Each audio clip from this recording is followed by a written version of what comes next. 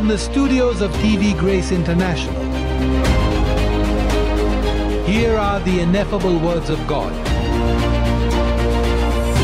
The gospel of grace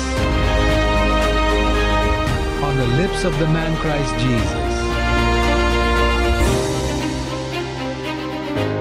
Abba, Father.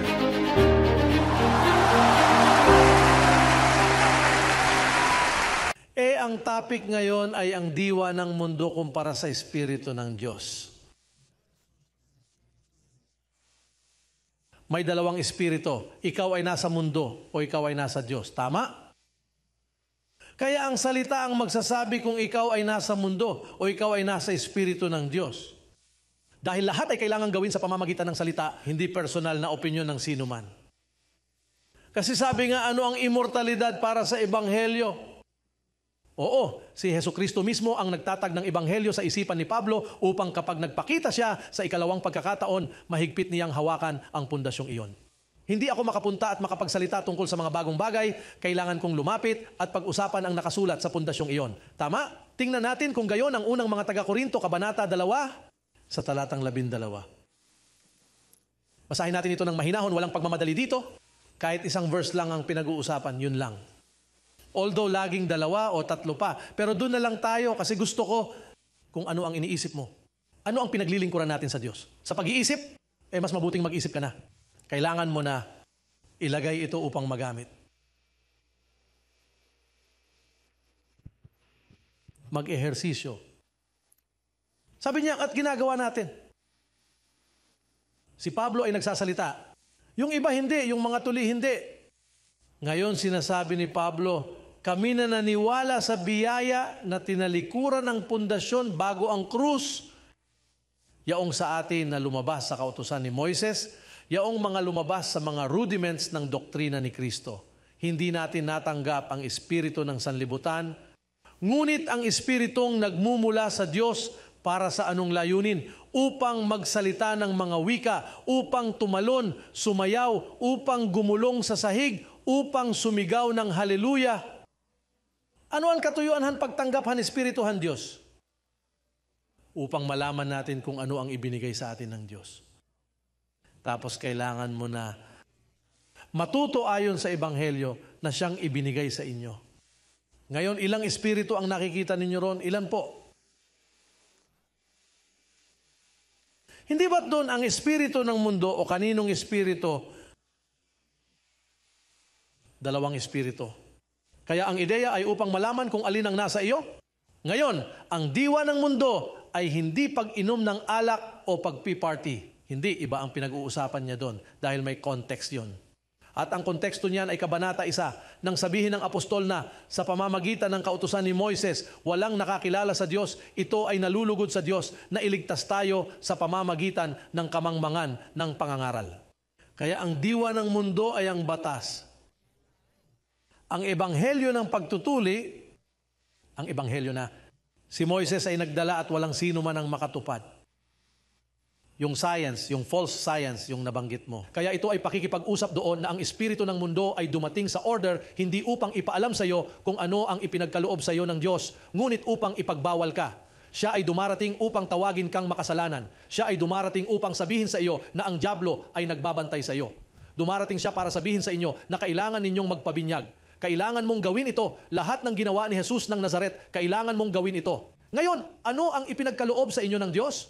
Well, tingnan mo, sinasabi ng Hebreo na sa isang handog ay ginawa niyang perpekto ang iyong espiritu. Okay, unang ebidensya. Hoy, Hebreo 2:14 ang nagsasabi na siya ang naghatid sa iyo, iniligtas ka niya mula sa kamatayan, pinalaya ka niya mula sa kapangyarihan ng dyablo, winasak niya ang dyablo upang ibigay sa iyo, upang ipagkaloob sa iyo, upang malaman mo na ang dyablo ay hindi nagbabantay sa iyo. Wala ka nang dapat gawin, hindi mo na kailangang magtrabaho para diyan, ay upang malaman kung ano ang ibinigay niya sa iyo. Sinasabi niya sa inyo na kinuha niya ang kamatayan. Ibig sabihin, hindi ako mamamatay.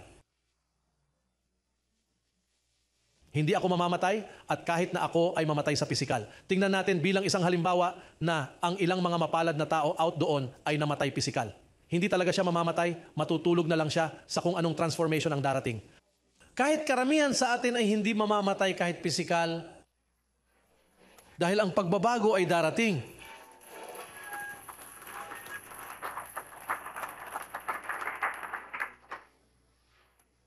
Kaya ngayon, paano ninyo nakikilala ang espiritu ng mundo? Naglagay ka ng simbahan, kahit anong simbahan doon at napansin mo agad.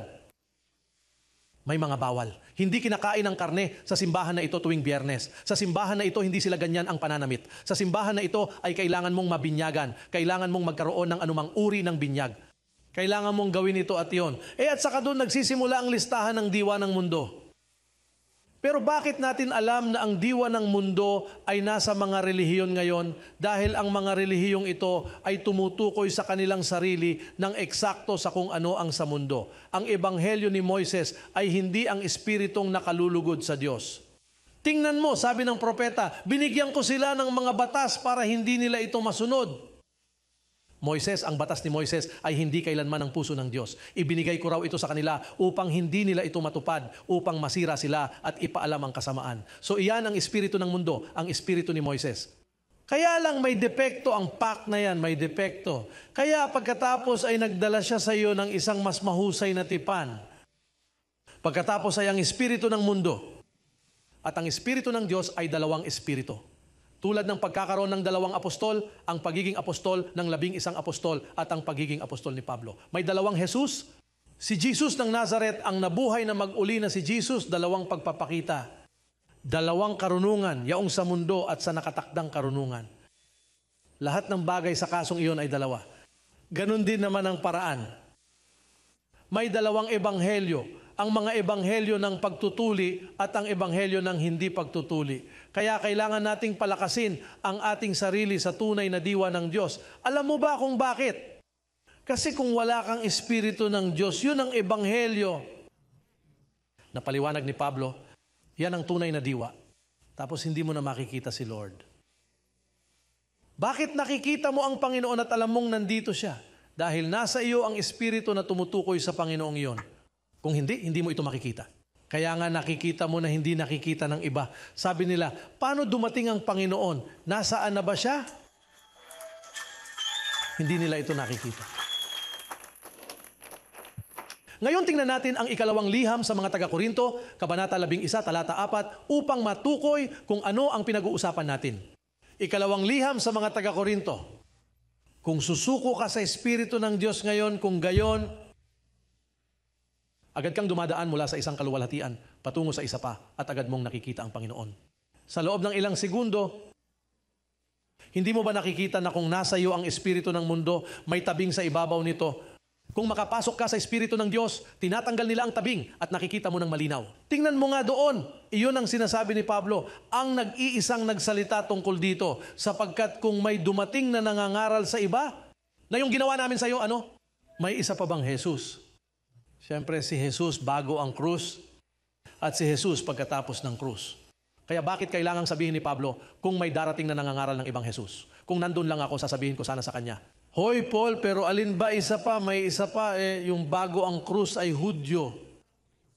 Ang pagkatapos ng krus ay ang nabuhay na mag-uli na Diyos mismo, hindi na siya Hudyo o Hentil.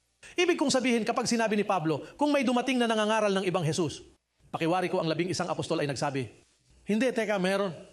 Sinamahan namin siya sa paglalakad at nakita namin siya sa loob ng 3 taon dito sa Jerusalem.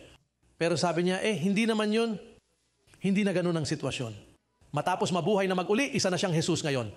So yun ang ibang Jesus. Yan ang ating tayo, ang pinaglilingkuran natin. Ngayon, ano ang pinaglilingkuran ni Jesus? Ang Roma, ang simbahang Katoliko. Sino ba naman ang mga prosesyon na inilaan pa rin, nakikita? Ano ang pinaglilingkuran ni Jesus sa mga ebanghelikal at Pentecostal? Lahat! Hindi ko maaaring makaligtaan ng anumang dito. Dinggin ninyo sila, pakinggan ninyo silang nananalangin sa pangalan ni Jesus na taga Nazareth, sinasaway ko kayo. Malinaw nilang sinasabi sa iyo, kasama nila ang isa pa. Ngayon ay may ibang binanggit si Pablo. Bakit nga ba may mga simbahan na naghuhugas ng paa magdiwang? Yun nga, Judaism, yun ang ibang Jesus. Hindi ito katulad ng sinasabi ni Pablo. Ilagay mo sa akin ang talata sa itaas, please. Na hindi pa ako tapos. Salamat po, engineer, ng kung sino man ang nakaupo. Sabi niya, kung may dumating, kapag sinabi niya ang ilan, sila ang mga apostol. Kung hindi mo naiintindihan yan, hindi ka pumasa. Manatili ka sa relihiyon. Kung hindi mo naiintindihan iyon, hindi ka na namin makausap. Pablo, ang umusig, ang lumapastang na ngayon ay may ganyang engkwentro sa nabuhay na mag-uli.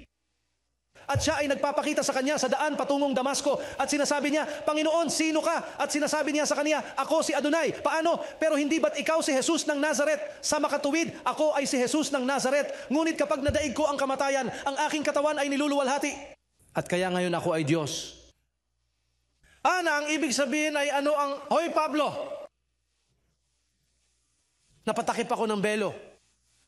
Ngunit sa pamamagitan ng pagbabagong anyo ng tabing, ganyan din naman kayo. Kapag nag-transform ka, hindi mo masasabi, ako ay Puerto Rican o ako ay Colombian. Hindi mo masasabi, galing ako sa Colombia. Kanino? Kapag ang iyong katawan ay nagbago sa parehong paraan na nagbago si Jesus, ikaw ay magbabago rin ng iyong pagkakakilanlan. Ganyan talaga ang sitwasyon. Sa katunayan, kahit ang ating mga kaaway, ang mga ebanghelikal ay nagsasabi, alam mo ba ang sinasabi nila, ako ay mamamayan ng langit. Ako ay mamamayan ng langit, ngunit sila ay kasama pa rin ni Jesus ng Nazaret. Hindi. Nang magpakita siya sa kanya at sabihin kay Pablo, ako si Adonai, tapos nahulog siya. Imagine, nabulag siya. Sabi niya, wow, ano ba ito kung ako ang humahabol sa kanya? Pero sabi niya sa akin si Adonai, hindi ba't siya ang anak ng Diyos? Oh, hindi, ang anak ang tabing. Ang nasa loob ay ang Diyos. At kaya ngayon, ang isa na nasa loob, nagbabago ng katawan, ay ang Diyos mismo. At siya ay nagpapakita kay Pablo. At saka doon, ilang beses siyang nagpakita kay Pablo. Kaya nauunawaan at sinasabi ni Pablo, ibig sabihin, na hindi ko dapat ipangaral sa inyo bago ang krus. At sinasabi niya sa kanya, Pablo, kung mangaral ka sa akin sa harap ng krus, isa na namang manifestation yan. So ilalagay mo sila sa Judaism, saan kita nakuha? Bakit? Oo, dahil si Pablo mismo ay nasa Judaismo. Ano pa sabi niya? Ang mga bagay na may halaga sa akin ngayon ay itinuturing ko na basura. Kaya ang itinuturing mong basura, kung nangangaral ka sa akin bago ang krus tulad ni Jesus ng Nazaret, inilagay mo ang mga ito sa mga basura na ikaw ay. Kaya ngayon, bigyang pansin na rin, tumingin doon. Kung may dumating na nangangaral sa iba, maliban sa ipinangaral namin sa inyo, ngayon tingnan mo, o kung tatanggapin mo, ano? Ano po ba ang topic ngayon? Dalawang espiritu. Bakit niya sinasabi kung tumatanggap ka ng ibang espiritu? Doon niya sinusubukang sabihin kung makakakuha ka ng isa pang pagtuturo. Hindi naman espiritu ang tinutukoy niya doon. Doon ay pinag-uusapan niya ang diwa ng pagtuturo. Dahil alinman sa iyo ang espiritu ng Diyos o mayroon kang espiritu ng mundo. Kaya sinimulan ni Pablo na tukuyin ang dalawang espiritong iyon. At sinasabi nito, kung may dumating na nangangaral ng ibang Jesus na kumakatawan sa espiritu ng sanlibutan, dahil siya ay naparito upang tuparin ang kautusan, tinupad niya ang diwang iyon ng mundo at pinatay nila siya. Kasi nakakapatay yan. Paano nga ba magtatapos ang mga nasa batas patay? Para sa ministeryo ng kamatayan, hindi ba't sinasabi nito na ang ministeryo ni Moises ay isang ministeryo ng kamatayan? Kaya si Pablo ang tagapagtaguyod nito na ipinangangaral ko ngayon. Kaya nga tinawag na Antikristo si Pablo. John, hindi nakatiis si John. Si Juan ang nakasandal sa braso mula ron sa balikat. Nang makita niya si Paul, ayaw niya sa kanya nung una. Kaya nga sabi niya, mag-ingat ka, may mga antikristo sa labas na nangangaral ng ibang Jesus. Kasi ganyan ang usapan ni Paul. Hoy, pero paano? Alam natin na iisa lang ang Jesus. Pero sabi niya, hindi. May dalawang pagpapakita sa kanya, Hudyo. At pagkatapos siyang mabuhay na mag-uli. Na sila ay dalawang espiritu. Ang isa ay kumakatawan kay Moises at ang isa ay kumakatawan kay Pablo. Ngayon, tingnan ang sinasabi nito. O iba pang ebanghelyo. Dahil ang dalawang Jesus na iyon at ang dalawang espiritong iyon ay kumakatawan sa dalawang ebanghelyo ng Galatia 2:7. Na ebanghelyo ng pagtutuli at ebanghelyo ng di pagtutuli. At tingnan mo kung ano ang sinasabi niya. O kahit anong ebanghelyo maliban sa tinanggap mo, tiisin mo na rin. At tingnan mo ang susunod niyang sasabihin. Tingnan mo ang mga salarin doon. Sa susunod na talata. At sa palagay ko ay hindi ako naging mas mababa sa mga dakilang apostol na iyon sa anumang paraan. Kinilala niya ang mga ito. Sino ang nangaral ng ibang Jesus? Sino ang nangaral ng iba pang espiritu? Sino ang nangaral ng ibang ebanghelyo? Ang mga dakilang apostol. Dahil dakila sila sa paraan ng pagpapakilala nila sa kanilang sarili. Hindi ito ginagawa ni Pablo. Nagpakita si Pablo bilang abortifacient. Alam mo ba kung ano ang isang abortifacient? Ako, ang pinakamaliit sa mga apostol, sa gayon ay lumitaw. Pero ginawa niya yon, saklaw. Pero mas marami pa akong nagawa sa lahat ng ito. Galatia 2:7 dahil sa mga pagbisita. Alam kong alam mo sa puso, Galatia 2:7. Pero kailangan nating patuloy na basahin ang parehong bagay dahil iisa lang ang ating ebanghelyo. May 14 na sulat at ang mga ito ay pareho, hindi sila nagbabago. Walang ibang sulat na maidadagdag sa kanila unless ito yung malalaman ko mamaya sa pagtatapos. Tingnan sa kabaligtaran nang makita nila na ang ebanghelyo ay ipinagkatiwala sa akin ng ano? Si Pablo ay nagsusulat tulad ni Pedro tungkol sa kung ano. Ilan ang ebanghelyo? 2. At ano ang kumakatawan sa diwa ng mundo roon? Ang pagtutuli. At alin ang kumakatawan sa Espiritu ng Diyos? Yung sa hindi pagtutuli. At sa anong diwa ka? Kung ganyan ang diwa mo, Makikita mo ang Panginoon. ganito ang nakikita mo, madali. Dahil tinatanggal ng ebanghelyong iyon ang tabing para makita mo.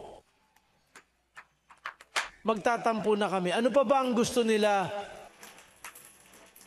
Sabihin mo sa katabi mo, ako'y mula sa Espiritu ng Diyos, iwanan mo ang espiritu ng sanlibutan. Hoy, sabi ni Pablo, kung hindi mo tatanggapin ang ebanghelyo mula sa Kanya, ikaw ay isang mananampalataya sa Diyos na naniniwala sa walang kabuluhan. Ano ang dapat paniwalaan ng walang kabuluhan? Magbibiyahe ka na? At pagdating mo sa lugar, pumunta ka para sa layunin ng pagbisita sa isang tao o pumunta ka sa isang restaurant, ngunit pagdating mo, sarado ito. Ano na nga ba ang nangyari sa biyahe? Walang saysay ang biyahe. Ano ka ba isang mananampalataya sa Diyos? Sapagkat kung hindi ka naniniwala sa diwang ito, sa ganitong paraan ng pagtuturo, sa ebanghelyong isinulat ni Pablo, ikaw ay isang mabuting mananampalataya, ngunit walang kabuluhan. Naniwala ka sa walang kabuluhan, hindi ito nagbubunga? At nagtatayo ka ng kahoy, dayami at dahon ng kalat. At kapag sinunog nila yan, tingnan mo, wala man lang natirang abo. At bagaman ikaw ay naligtas pati na rin sa pamamagitan ng apoy, hindi mo nais na maligtas tulad ng sa pamamagitan ng apoy. Gusto mong maligtas na may gantimpala. Huwag mong sayangin ang oras mo. Blessed, mahal kita. Aba, Ama. Pagbati sa mga bansa, mahal na mahal kita, mapalad.